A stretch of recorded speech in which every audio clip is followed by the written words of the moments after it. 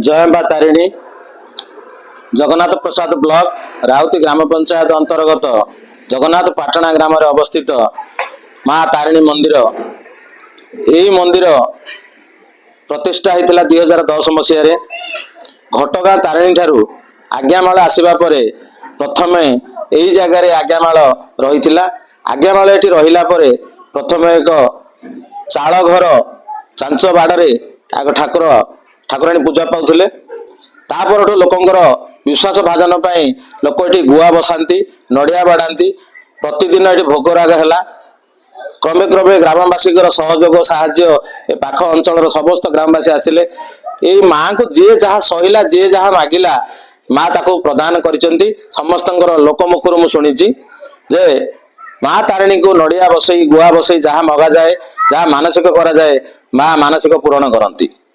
ये मध्य एक अलौकिक घटना मुझे देखी ये मंदिर सामने गोटे सीमेंट बेंच रे 4-5 वर्ष बसी दिने हठात गोटे गाई आसिक मत दिथर मारा जी कि ब्रिज तल को पड़ मरीजा कथा कि भाग्य भल बचिक आसिली तापर मत मंदिर भितर को डाकी आनिले डाकी आणिक मंदिर जो परिचालना कमिटी थिला से मत मंदिर परिचालना कमिटी गोटे उपदेष्टार दायित्व देइचंती तापर गोटे मंदिर डेभलपमेंट में चिंता करिछि आउ मोर जने छात्र संजय कुमार प्रधान तांको साहाय्य मागिली सहयोग कामना कली से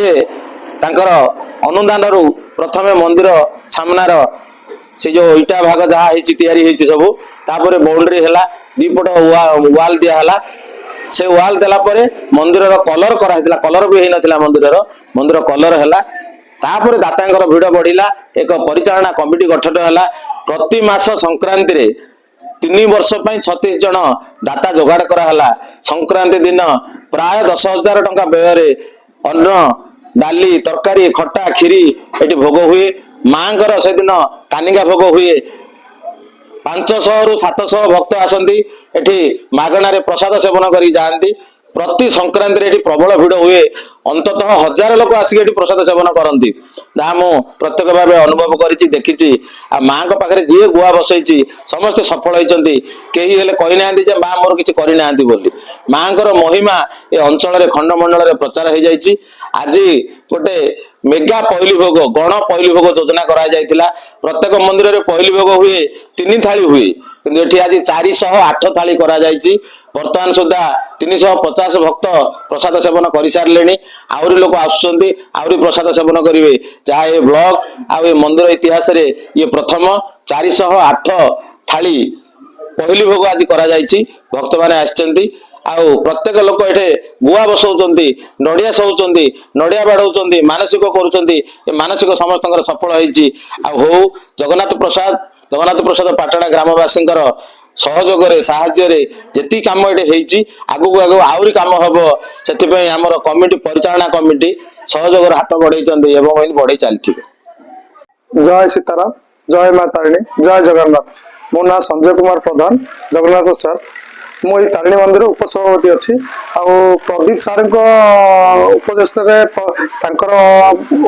कहवा अनुसार मुझे मंदिर आटाच होती बर्तमान माँ मंदिर बहुत सुरक्षित चलती एटी मंदिर आमर जी माँ को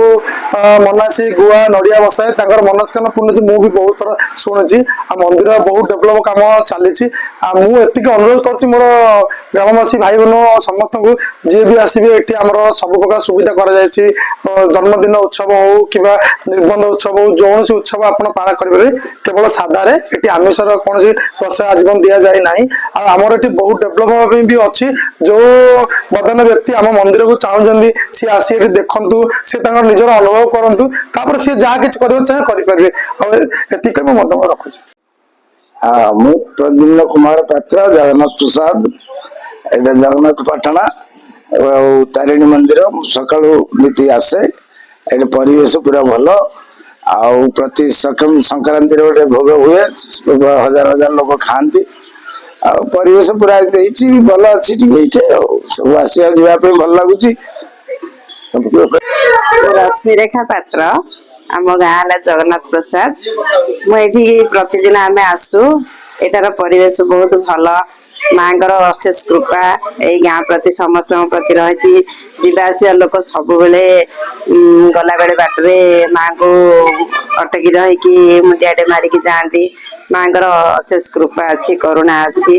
এই ପରିବେଶଟା ବହୁତ ଭଲ ଲାଗୁଛି। ଆପଣମାନେ ମଧ୍ୟ ସମସ୍ତେ ଆସନ୍ତୁ, ଥରେ ବୁଲିକି ଯାଆନ୍ତୁ।